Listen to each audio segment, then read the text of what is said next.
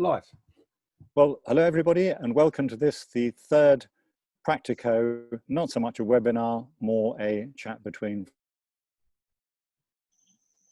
the problem created by COVID, and the breakfast meeting has been replaced by this sort of webinar.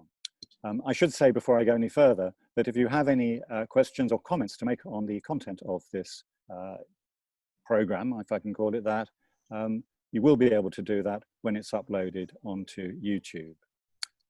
The participants today, the friends, are myself, Jeremy Morgan, a former cost barrister and consultant to Practico now, Andy Ellis, the managing director of Practico, and our guest today is Nicholas Bacon, QC, who needs no introduction.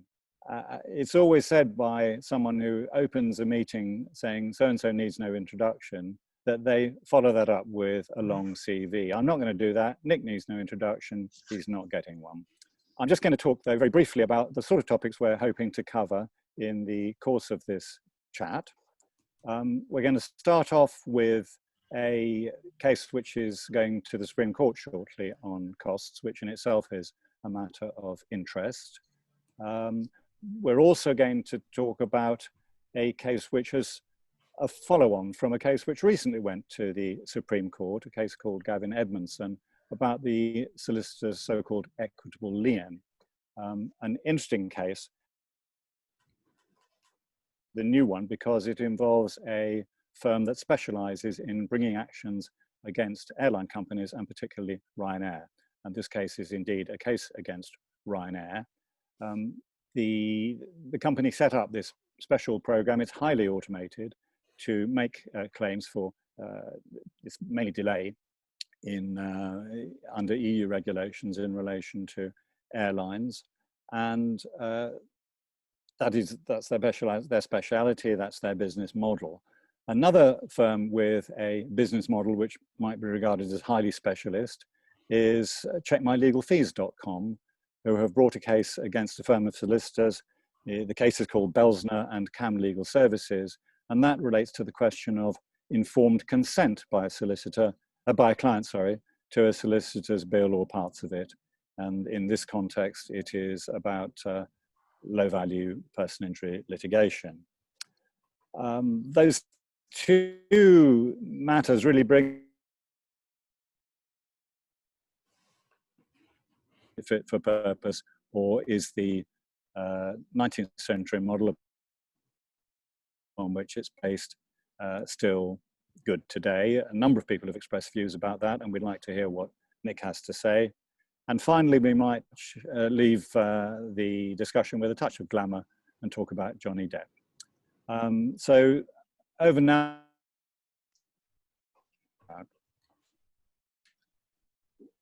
I think that was an introduction for me, was it, Jeremy? You just cut out then on that last bit there. I couldn't hear you, but yes, it was. It was for you. I'm sorry that it cut out. Yeah, much better that way.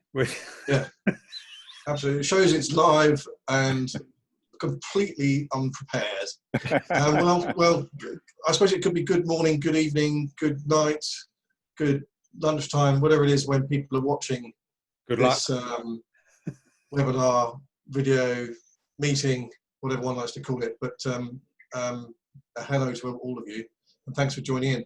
Yeah, I mean, I was going to start with a couple of cases which I think would be of interest, as Jeremy said. The first one, the Belsner appeal, which I think will be relevant to a lot of practitioners out there. We're waiting on judgment. It's an appeal that has been heard by the High Court. And there are a number of issues in the case, but the main issue concerns an application of section 74(3) of the Solicitors Act. Some of you out there will know exactly what that is, some won't. That provision, essentially in summary, provides that certainly in contentious proceedings, the amount that may be allowed on an assessment between the parties in the county court cannot exceed the amount that the court allows in terms of inter partes costs when billing the client. So you have to get the client's consent to charge more than what the county court might allow in order to charge the client the sum we want to charge. So put it a simple analysis, there are fixed costs in the county court, the fixed costs in the High Court, but the fixed costs in the county court. And what's happened here is the court has, the claim is settled, the fixed costs are effectively payable, the solicitors render a bill to the client for the work they've done in successfully pursuing the claim, personal injury claim. And the challenge by the client is essentially, because you didn't tell me that the costs could exceed the fixed costs that are allowed between the parties in the county court, I'm not liable to pay you any more than those fixed costs. That's really the issue. And what is being argued in the appeal is essentially, what does a solicitor have to tell the client in order to overcome the effect of section 74(3), namely that they would be fixed and couldn't charge the client more than what is recoverable from the other side. On the facts of the particular case, the client was told about the existence of fixed costs in the proceedings in which they were concerned, but they weren't told the amount of the fixed costs. And of course, in the world of personal injury and the portal, and in cases that fall outside the portal but are nevertheless subject to fixed costs, the fixed costs vary from piddly little sums to actually quite substantial sums, depending upon where the case settles. And so the solicitors took the view that it's an impossibility to identify right at the outset what the fixed costs in the case will be, and it's enough to tell the client, look, you're liable to pay our fees based on an hourly rate in terms of the conditional fee agreement, but there are fixed costs, and therefore the recoveries that you make may be limited, but we have the right to charge you more than those fixed costs, which is effectively what the solicitors have done. The client's case is that the solicitor needs to go further. They say that consent or an agreement under section 74 of the Solicitors Act, section 74(3), and the linked CPR rule of 46.92, which I'll come to in a minute, requires informed consent, so that it's one thing for the client to agree something, but it's another for the client to agree something on the understanding of what it all means. And they're essentially saying that, sorry, my phone's designed to go off. The client's essentially saying that in order for the client to give informed consent, the client needs to know what the level of fixed costs are or the level of recoverable costs are in order to say, yeah, I'm happy with that. I'm happy for you to bill me, £4,000, even though I might only recover £2,000.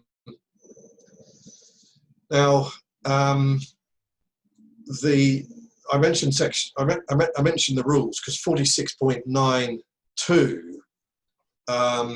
dovetails with section 74. Rule 46.9 deals with the presumptions that are applicable to a Solicitor Act assessment, and costs are presumed to be reasonable if the client has expressly or impliedly approved them. They're to be assumed to be unreasonable if they haven't. And again, therefore, it is said by the solicitors, well, they've approved the charging of costs in excess of the fixed costs because of what they've agreed in the conditional fee agreement.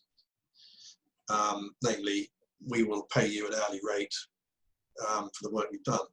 And the client is saying, well, no, again, it requires informed consent. I needed to know at the time I signed the CFA, confirming my willingness to agree your hourly rates, that in fact, your hourly rates multiplied by the likely time you're going to spend on the case are a lot more than the fixed costs that are recoverable from the other side. So that's what it's about. And it's actually a really important case. The judgment's still reserved. We had the hearing, it was early part of lockdown, and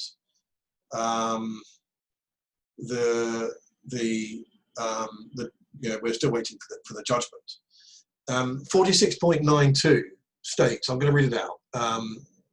If I could share it on the screen, I would, but that requires a bit more technicality on my end.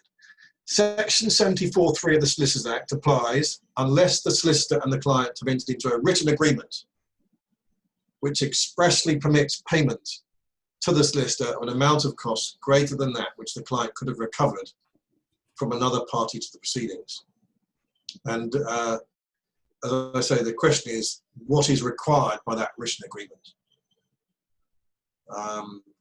And it goes back, Jeremy, does it not? You might remember you and I did battle back in the days in the Boot Estikin case. I was led by Sir Brian Leveson, just about to start his new career on the High Court bench. And the issue in that case was all about informed consent, whether the client had agreed the hourly rates that had been set out in the retainer, where in circumstances where the hourly rates were actually quite high compared to, or very high compared to, the inter-parties recovery rates. And on appeal, you won. I think you were led by Mr. Turner. I won at first instance, you won on appeal. Right. Judge said, Northern case. Yeah, judge said, when you agree early rates, informed consent requires you to tell the client what you might recover. I've forgotten the line up there. I thought it was the one case in our professional lives when we were on the same side, but that was actually another one for the solicitor who was your client in that particular case. Correct. Came on later. Yeah. Yeah, that's right. I was in front of Master Pollard at the first instance. Delightful, lovely chap. He found that the client had agreed to the hourly rates, and there was a trial of factual finding in that effect, and then you managed to get it all set aside on the basis it wasn't informed consent.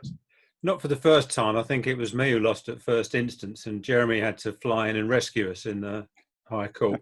I can now reveal all these years on, because it's about 1992 or something. That was it then? Yeah, it was early days of my career. That we didn't go into the appeal with a fantastic amount of confidence. I remember Jeremy phoning up with one of those calls, say, "We've only won." I didn't remember you were in it, actually, Andy. That was in the days of before Practico. Oh yeah, exactly. That was Ellis Grant days. But Ellis Grant, I still have the scars of that, you know. But it all turned out very well in the end, and it was complicated factually. I remember by the fact that Mr. and Mrs. McDougall weren't actually fantastically frank in aspects of their evidence. I think because, you know, they were absolutely sort of terrified, but, you know, we were able to sort of cut through to the nub of the principle. And it's, you know, it's interesting that it's still very much live today, and with the much more sort of consumerist approach that's grown towards, you know, Solicitors Act assessments. I'm not surprised that it's still a hot topic, you know, almost 30 years on, you know.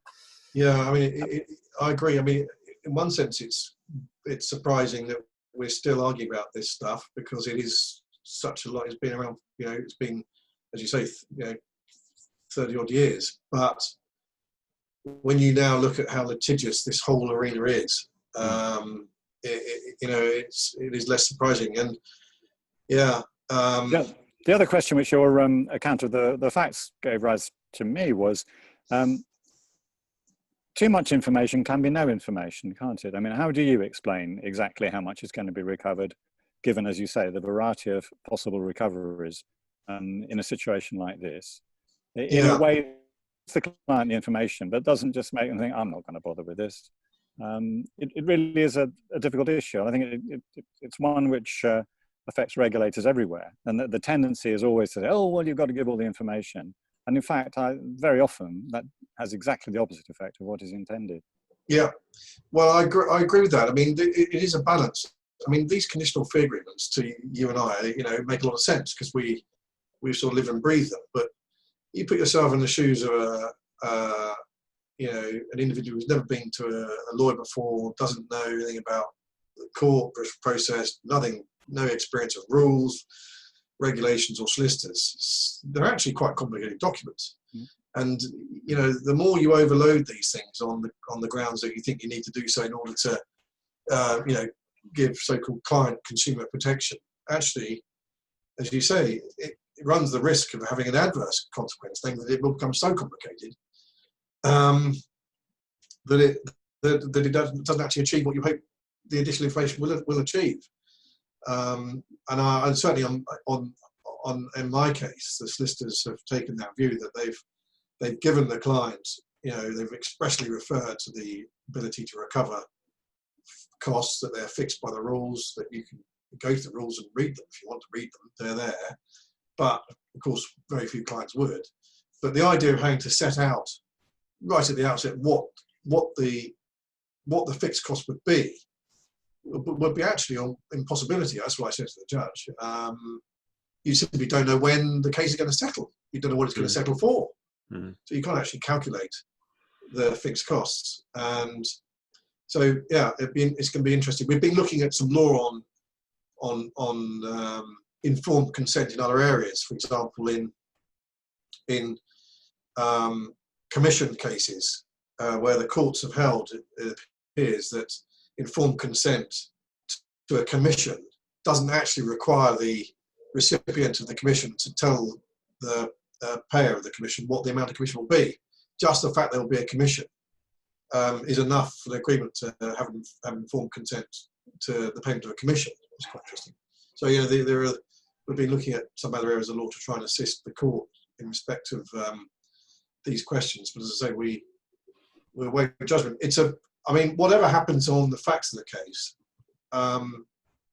every solicitor who's doing work in fixed cost cases needs to pay attention to this case. No question about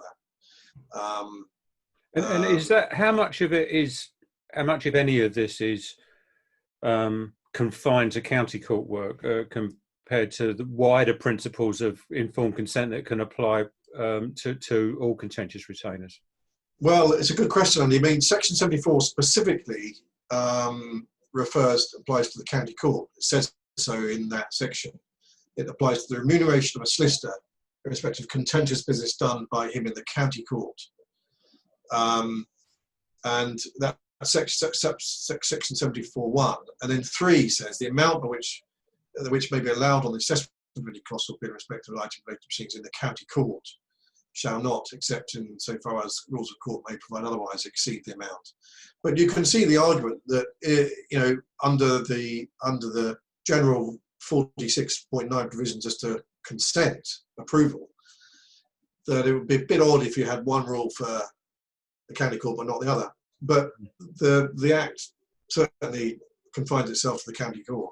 And one of the things I think was on the agenda, I noticed when drinking my coffee, was the current utility of the Solicitors Act. But I absolutely can see people arguing this in the High Court in a multi-track case where fixed costs might apply. There won't be that many, but there will certainly be some. Or even budgeted costs. Even budgeted costs, I would think. Even referring to budgeted costs as well. Quite possibly, yeah. Quite possibly. The other thing, we obviously don't know the result of the case, but if the client were to lose, it looks to me from reading their website as they check mylegalfees.com, quite an aggressive organisation. I say that without in any way seeking to denigrate them, but they might well want to take it further. I think both sides have made their position clear that this is likely to end up in the Court of Appeal, and it probably should. Most of these sorts of cases do, and it is of such importance. I mean, for example, I've been relying on in the case on the Law Society standard model.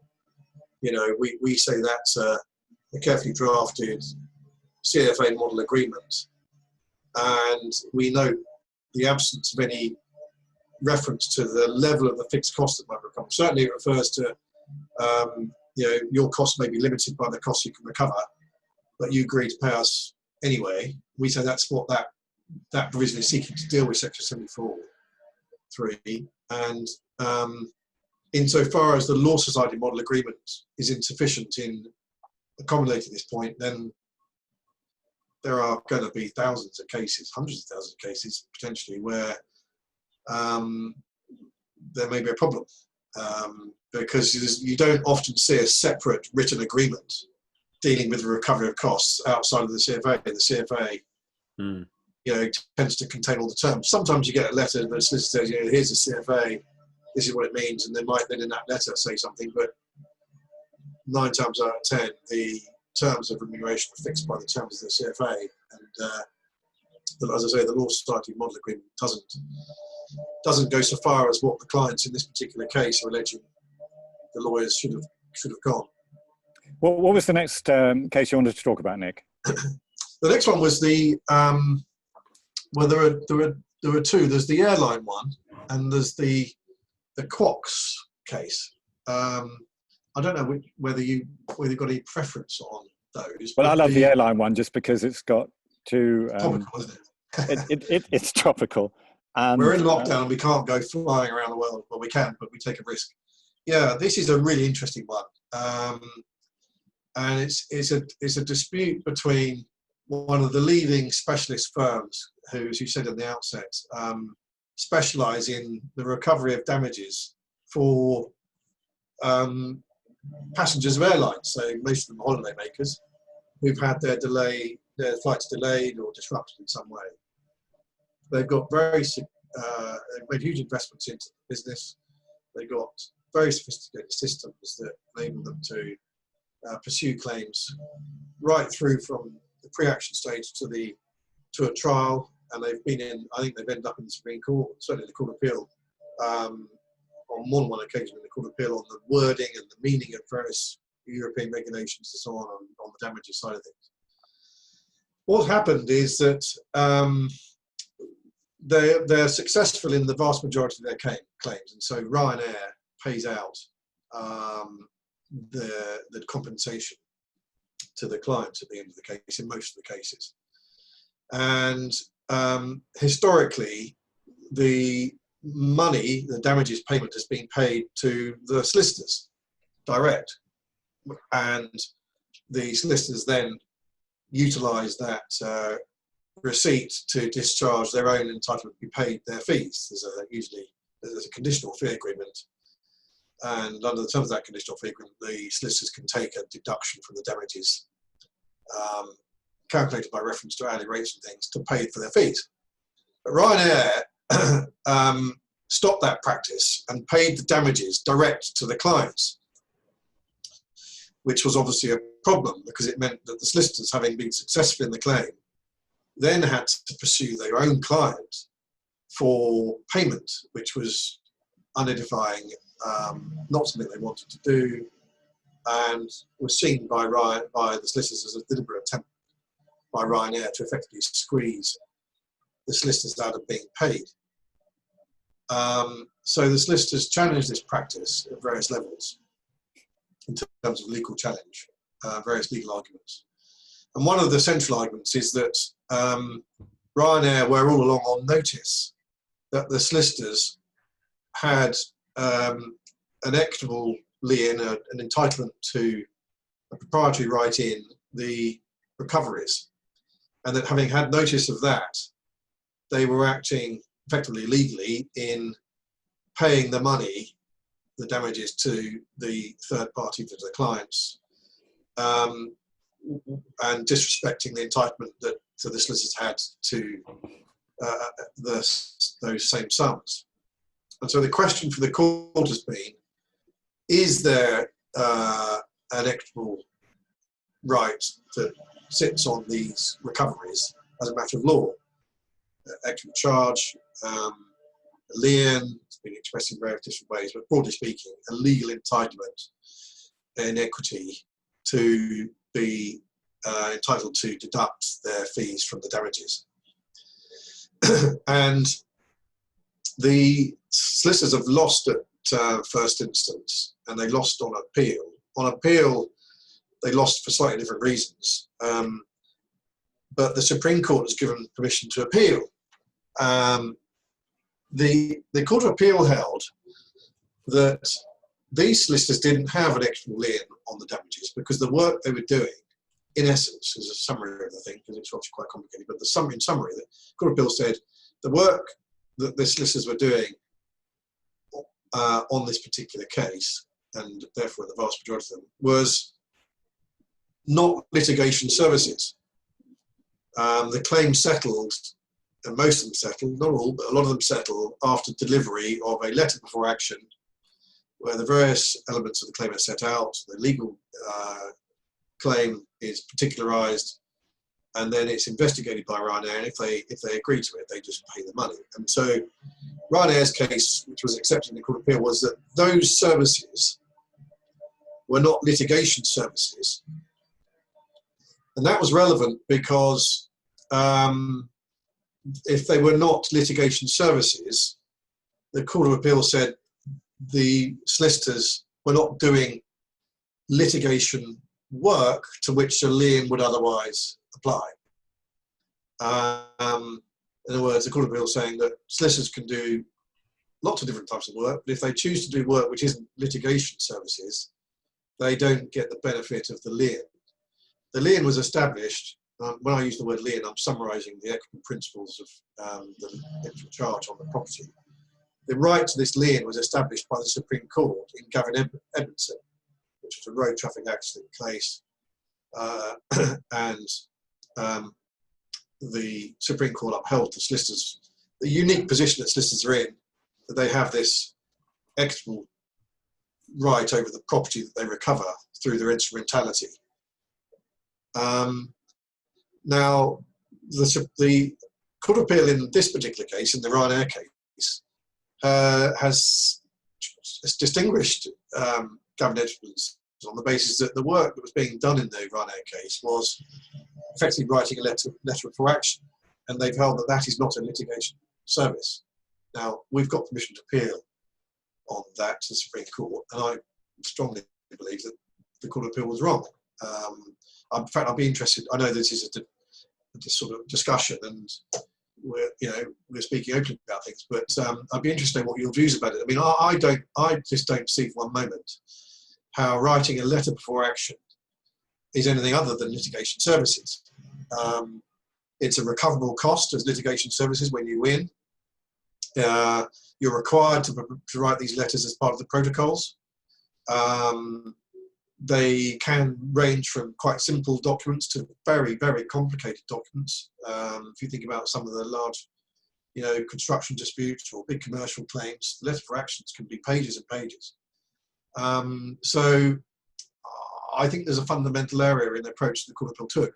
Not least, it's not clear at all, and in fact we'd say the opposite, that Gavin Edmondson even allowed this exception. Certainly the Supreme Court didn't say that the lien only attaches to work which is of a litigious nature, litigation services, as defined by Section 58, or as used by Section 58 of the Courts Legal Services Act. And so, we've got that argument to run, but even putting that aside, even if it did, we say that litigation services fundamentally must include drafting of a letter for action. Mm. So it's an old principle, isn't it, going back to the Victoria days. There was a difference between contentious and non-contentious work, and it only applied in contentious work. I wonder if the nature of the setup of this particular company that pursues these claims didn't have something to do with it. Reading the account in the Court of Appeal, a lot of it is highly, highly automated, and they can get somewhere down the line through the client just filling in forms on their internet site before a human being has a lot to do with it. And I wonder if the court just didn't think this is a step too far.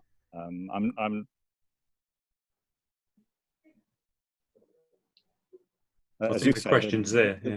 The matters can be very simple, or they can be quite a complicated letter. But yeah, I think that's right. Prejudice came from that.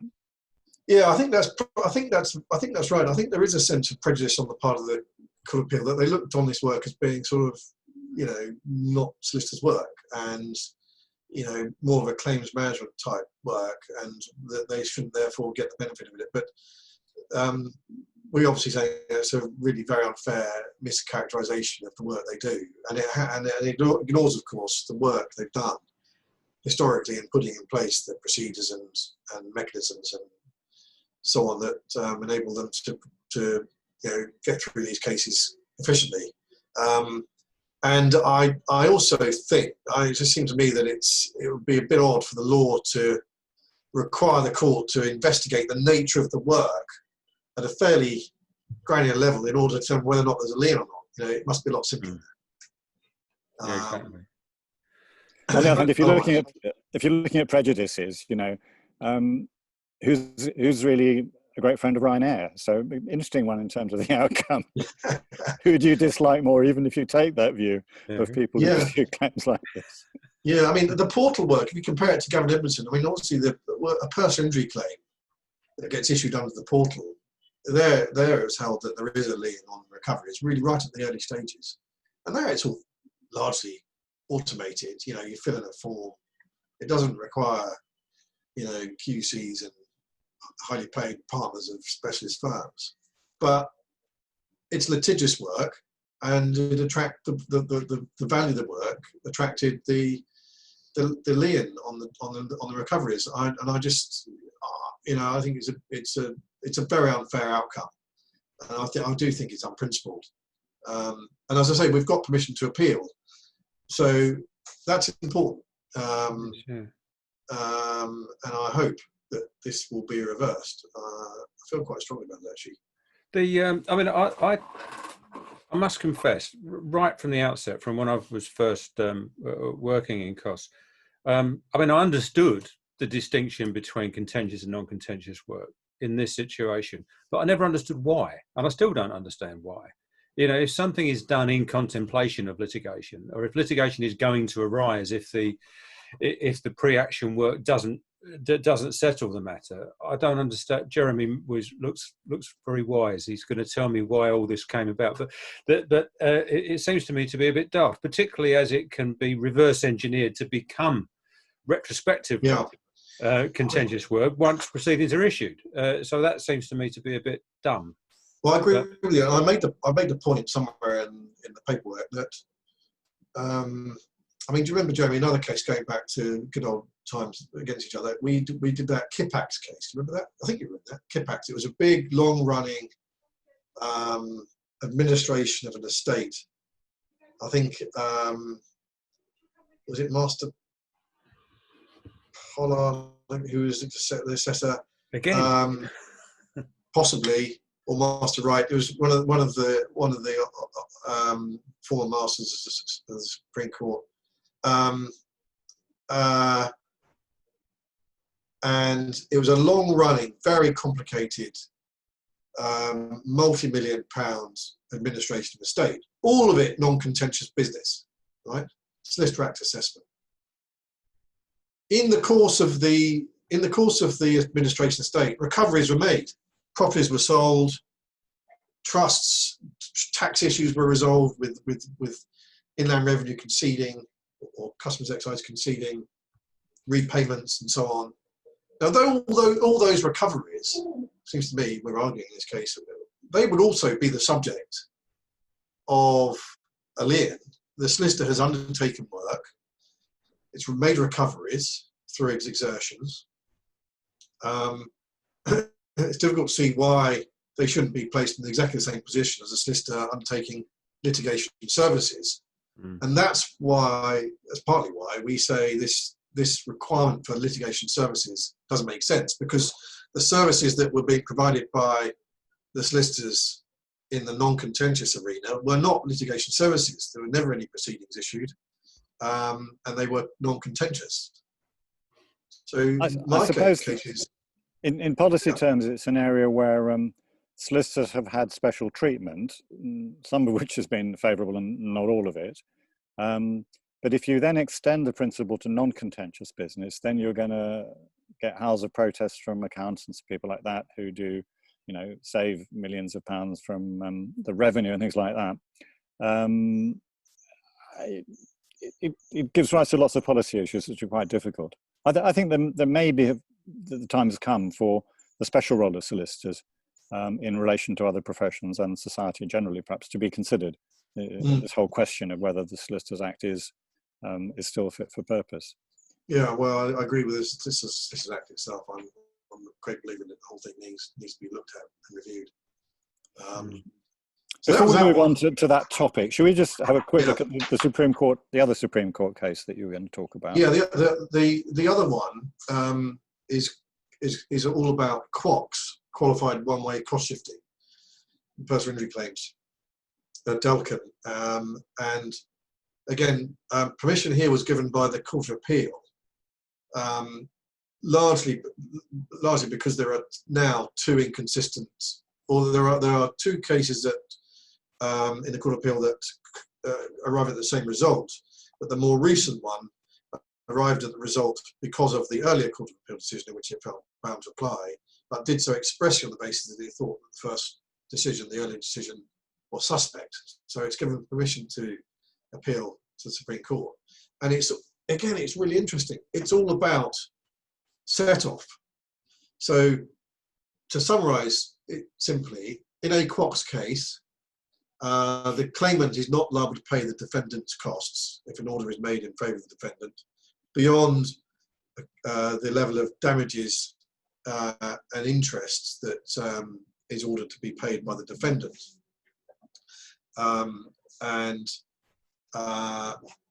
That is 4414, CPR 4414, QOCs rules. Now, there are exceptions to it if you're fraudulent, whatever, and so on, and you can lose your QOCs protection.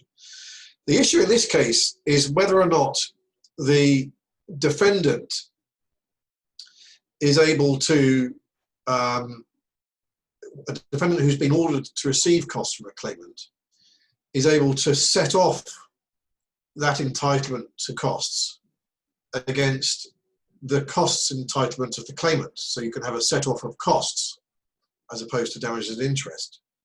And that's the issue. Can you have a set off of costs in a QOCs case, essentially? And the argument arises because of the wording of the rule refers to damages and interest. It doesn't refer to costs. And then and 4413, I think it's the immediate rule above it. I'll just get the rule up. It's 4412, which immediately precedes the qualified one-way cross-shifting rules of 4413. It expressly provides that where a party is entitled to costs is also liable to pay costs, the court may set them off. And the argument is that QOCs in rules 4413 and 4414 does not disapply 4412, the set-off rule, and therefore you can have a set-off. And it's and in that sense, it's no different to sort of the old legal aid regime. Lockley, I think it was, wasn't it? Lockley that said you could set off cost orders. The Court of Appeal, a case called Howe, Howe, held that set off was available in a QOCs case. The Court of Appeal in this case of Adelkan said that it felt bound by Howe, but expressly did so with real reservations about whether Howe was correct. And so the issue for the Supreme Court is whether or not you can have a set-off of costs in QOCs cases. What it means really for the clients of claimants claiming damages for personal injury is that, I think what it means is that the lawyers end up effectively funding the adverse costs, thinking about it logically, because the solicitors in those sorts of cases don't tend to charge clients. Some of them do, but if there's a set-off of costs, it means that the inter-parties cost recovery, which the claimant lawyer would have received and taken and put in his pocket for the fees that they've earned, won't be there for them to receive. So they'll either have to, because of the set-off, so they'll either have to swallow the pill or go after the client for those costs to pay for the damages. And I had to get a very good letter of initial client care letter written with a special term. Otherwise, checkmylegalfees.com will be after them for claiming the money off the client. Yeah, we go back in circles. We go back to informed consent. Yeah. Yeah. So it's a really interesting one. Yeah, I've got these two cases in Supreme Court. It's costs is still you know, a problematic, very interesting, perhaps odd, but you know. Well, that was what was interesting to me, actually, Nick, that in the course of one, discussion, which had come across the Supreme Court getting involved in two, and if you take the Gavin Edmondson case 3 cases, within a relatively short space of time, all to do with costs, which was something they used to avoid like the plague. I can remember, and I'm sure you do, Callary and Gray with the first CFA case, where the Court of Appeal handed down a great big judgment, and there was an appeal to the Supreme Court, and everyone thought they'll never take it because they don't know anything about costs. It was the House of Lords, I think, in those days, said, oh yes, we'll take this, and gave permission. As soon as it got to them, they thought, oh God, this is all too complicated for us. We'll leave it to the Court of Appeal because it's too rapidly moving afield. So it's quite, I wonder if it reflects a rather less condescending attitude towards the subject of costs, which you and I have always had a great interest in, mainly I think because it is such a practically important issue for clients, but which certainly when I started was regarded as very infra-dig for a barrister to even know anything about, let alone make submissions on. Yeah, absolutely. I think you're right, Jeremy. I mean, I agree with that. That was the sense. I mean, back in 1992 and thereafter, in those days, it was really often quite clear that the court didn't really want to engage in cost issues and thought it was something beneath them. Found barristers attending on costs assessments and costs appeals about, in those days, scale 1 costs, scale 2 and general discussions being just fundamentally irritating and unnecessary. That there's no question in the 30 odd years now where I've been around that has completely changed. And you now have a Court of Appeal which is acutely aware of the importance of these cost cases. The fact it's hearing so many cost cases is testament to that. And as you say, you wouldn't get your nose through the door in the Supreme Court on cost issues, would you? But now, as you say, we've got these 3 cases. We had the Campbell judgment stuff. I know you were involved in that, and Section 58 and success fees, which was rather less surprising they got involved in that. But this is nitty gritty, sort of, procedural stuff that you would never think that they would. The Supreme Court would get involved in, but I think it does show the importance of it. And I, like you, have always stood my ground on the role that lawyers, cost lawyers, barristers, solicitors, whatever they may be, play in the cost arena. Because if you're a client, actually, the costs mean more often than anything in cases. All these disputes we see are disputes about cost because somebody has to pay them. We also come in very handy at the end of the case when the loser is met with this large bill, and we can have a go at the bill, and it gives them at least some sort of sense that they haven't lost everything if they're getting the other side's bill knocked back a bit, or reduced to nothing in the good old days of the costs war. Yeah, absolutely. But it's a testament again to the fact. I mean, you look around the country, there are barristers' chambers now with cost people in pretty much every one. I think. I mean, it's a very different business. But moving on to the sort of policy issues raised about the Solicitors Act, I notice we can't talk very much about it because everyone's got views, and nothing I think is being proposed at the moment in terms of reform to the Solicitors Act, and maybe it won't come under this government. But what's your view in general terms? The Solicitors Act works moderately well, or could do? I think it's time. I think it needs to be fundamentally overhauled. To be honest with you, Jeremy, I think quite apart from terminology, I mean, one of Andy's points about contentious, non-contentious, and the niceties of the definitions, it all seems to me to be largely, far too overcomplicated and unnecessary.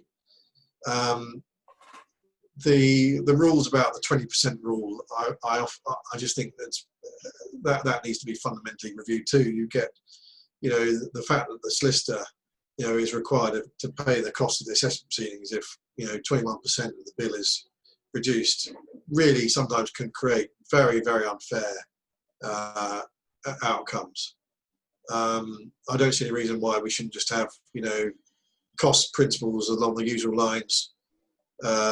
Winner pays, the loser pays, subject to the court's discretion, so that the court can actually make nuanced orders in respect of the costs proceedings and the Solicitor Act assessment to reflect the success solicitors may have had on certain issues. I mean, sometimes you have days of arguing about retainers which you win, but then the solicitors' fees are reduced by 22% and they lose all the costs. I mean, it's really unfair. And the fact that the Act contains a special circumstance provision to enable the court to put the 20% rule to one side takes anybody nowhere. It's very rarely exercised. Special circumstances, the concept is archaic and odd. Also, the special rules on time limits as well for instituting taxation proceedings, which are there are. I think traps. Traps. There are traps, and there are lots of traps. Tripwires. I mean, for the client as well. I think it's two-way there. You can be, deprived of what should be a very good challenge to a solicitor's bill, which is excessive, because you paid it or something and you had to, and then you suddenly find years gone by, and that's it. I think it could be. I think it could be absolutely redrafted and brought up to date. And this provision we were looking at earlier on in the Belsner case, Section 74. It goes back to the earlier versions, the Victorian versions of this Act, and because the Act and some was consolidated, it took various provisions from other statutory provisions and consolidated them, and as a result, you've got a mishmash of what is actually very old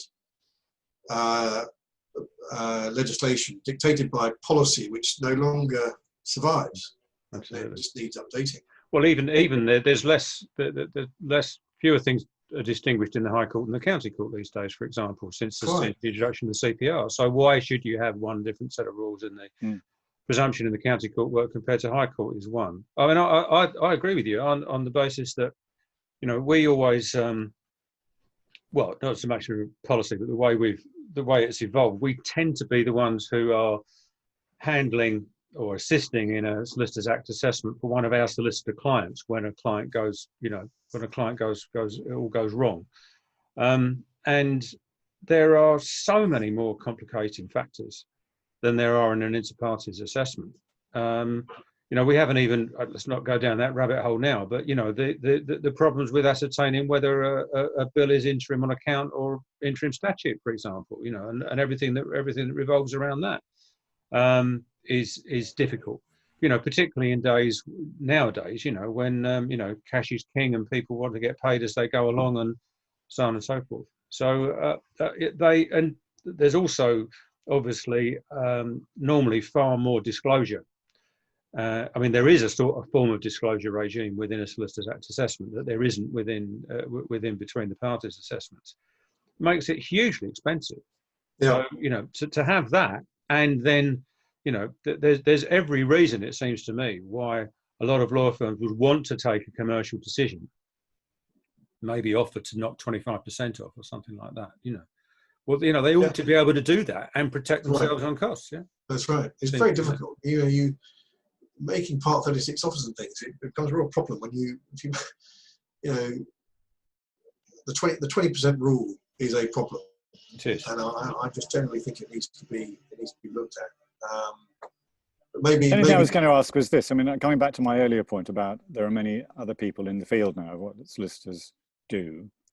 I've always found it very difficult dealing with, say, an accountant's bill. That there's very little you can do to challenge it. They've got terms of business in contractual terms. It stands up, and it might strike you as utterly unreasonable, but there's actually no judge is going to knock it back on the grounds it's unreasonable if it meets the contractual terms.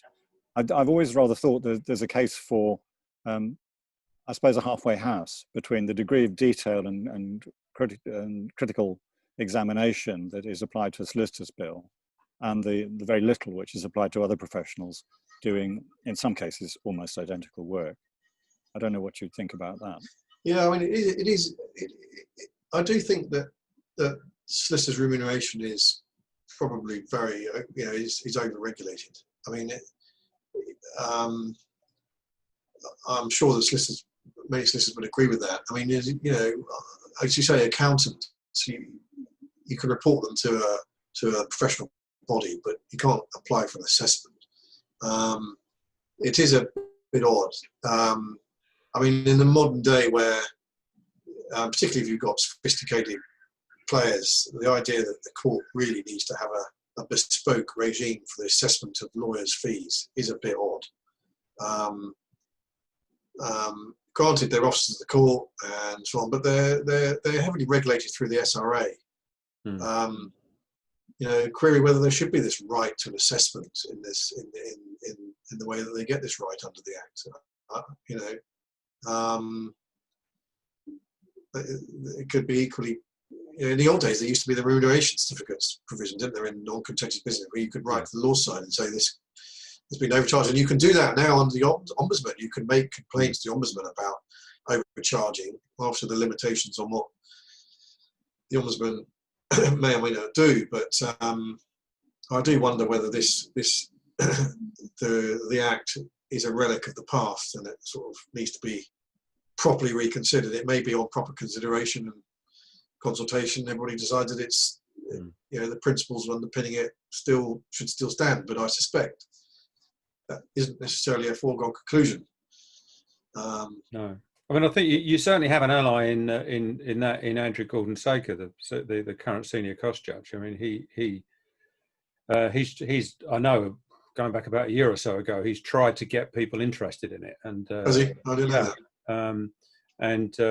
So it's interesting that you're getting soundings, the same sort of noises, not connected yet, but coming from two senior people in the profession, it's just a question of priorities and so on and so forth, isn't it? Really. Jeremy, am I right in thinking when you were just towards the end of your career at bar, did you not? I think you did. I was involved as well. You tried to get an amendment to the Act, to the Solicitors Act. It was when LASPO was going. Yeah, it was to do something about DBAs, wasn't it? I think. Yeah, isn't that? Yeah. And there were no amendments to the Act at all, were there? No, and the ministry was completely uninterested, and actually rather. They had very strong views formed internally with, I would have thought, very little consultation, and they were deaf to the representations made by outsiders who knew what they were talking about. I don't know if things have changed. I suspect no, well, Practico is very good at putting together papers to start people thinking about changes in law. I think absolutely. You never know, Andy. Might be one for the future. Yeah, thank you. Absolutely not. We'll stop the recording now. Delete. Yeah, well, turkeys and Christmas come to mind, but exactly, there you go.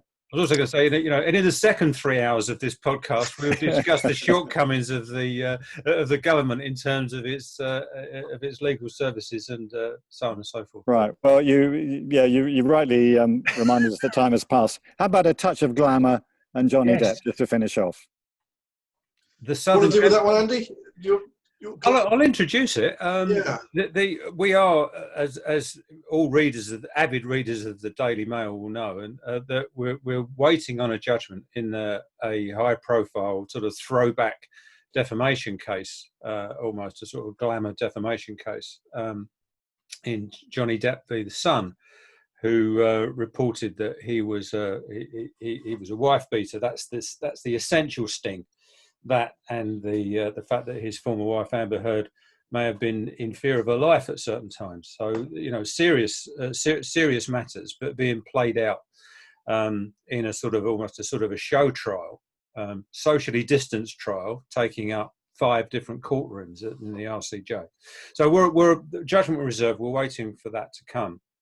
but there was, for certainly cost nerds like us, there was an interesting curtain raiser on the eve of the trial that Nick and I were involved in, when the claimant solicitors, Schillings, who took over the case something under about a year ago, applied for, we say they should have applied for a variation to the budget. They actually applied for what they called an additional budget, which was an exponentially large increase to the budget that had been agreed and approved between the parties a year ago.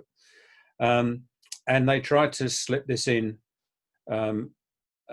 before the trial started. And they didn't succeed, largely because it was sort of too much too late.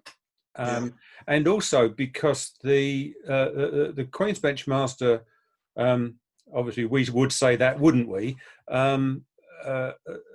agreed with us that there is an unresolved policy issue that has to be resolved as to the extent to which any form of retrospective approval can be given to work that was contained in a budget, even if there's been material change in circumstances and so on and so forth. So they were sort of arguing as if Sharp and Blank was sort of some form of settled law. We were saying it certainly isn't, and it's wrong, and citing criticisms that have been made in the cost and funding supplement to the White Book and so on and so forth. I think the interesting part of it is that there will, at least now we know, be a revision to the rules and procedure coming in October that at least sets out the stall in terms of how you should present claims for variations to budgets, which is something, if I may say so, we were saying they should have done.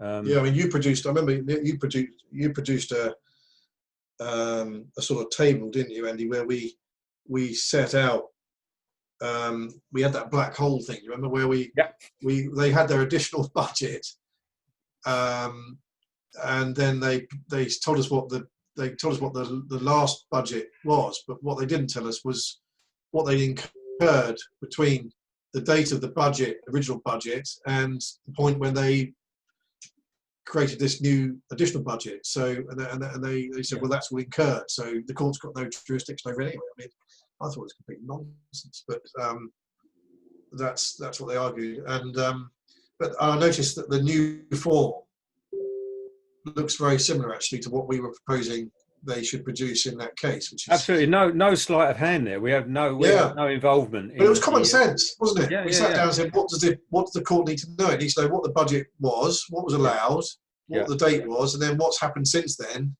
Before you then applied to budget the new stuff. Exactly. And how much extra to that might you need? How much extra might you need? Yeah, exactly. But I thought the judge, for me, that little hearing, she said it was on the eve of the trial, so it was all quite frantic. But I thought that the master approached that in exactly the right way. I'm not just saying that because we succeeded, but she said, in terms, cost budgeting requires me to cost manage the case.